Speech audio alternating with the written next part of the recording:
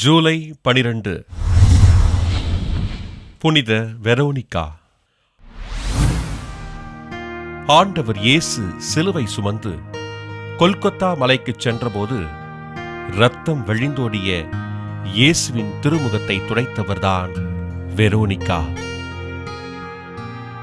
பெண்களின் உரிமைகள் மறுக்கப்பட்டிருந்த அக்கால யூத சமுதாயத்தில் ஆண்டவரின் நிலை கண்டு அழுது புலம்பிய வெரோனிகா எவருக்கும் பயப்படாமல் ஆண்டவரின் திருமுகத்தை அன்போடு துடைத்தார். தான் துடைத்த துணியில் ஆண்டவரின் திருமுகம் பதிந்திருந்ததனை கண்ட வெரோனிகா அப்புனித துணியினை பத்திரப்படுத்தி கிபி 88ஆம் ஆண்டு திருத்தந்தை 1ஆம் கிளமெண்டிடம் ஒப்படைத்தார். பல நூற்றாண்டுகள் பாதுகாக்கப்பட்ட இந்த புனித துணியானது கிபி 1297ஆம் ஆண்டு திருத்தந்தை 8ஆம் போனிபஸினால் வத்திக்கானில் உள்ள புனித பேதுரு உயர் பேராலயத்தில் வைக்கப்பட்டது.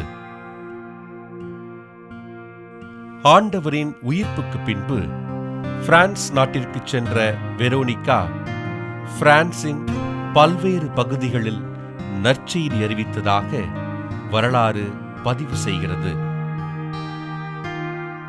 கார்மலைட் துறவற சபையினை சேர்ந்த அருட்சகோதரி மரியா பீட்டர் கிபி 1844ஆம் ஆண்டு தான் கண்ட காட்சியில் இவ்வுலக மக்கள் செய்கின்ற பாவங்களினால் கரைபடிந்திருக்கும் இயேசுவின் திருமுகத்தை வெரோனிகா இன்றும் துடைத்துக் கொண்டிருப்பதாக பதிவு செய்கிறார்.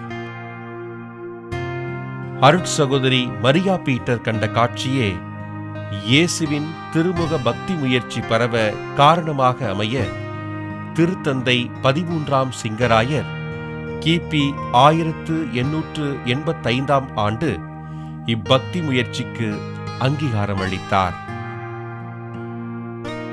புனித துணியின் மூலம் ஆண்டவரின் திருமுகத்தினை உலகிற்கு அறிமுகம் செய்த வெரோனிகாவினை திருச்சபை புனிதராக உயர்த்தி போற்றியது. புனித வெரோனிகா திருவிழாவினை கொண்டாடுகின்ற நாம் துன்புறுகின்ற மக்களின் துயர் துடைக்க உறுதியேற்போம்.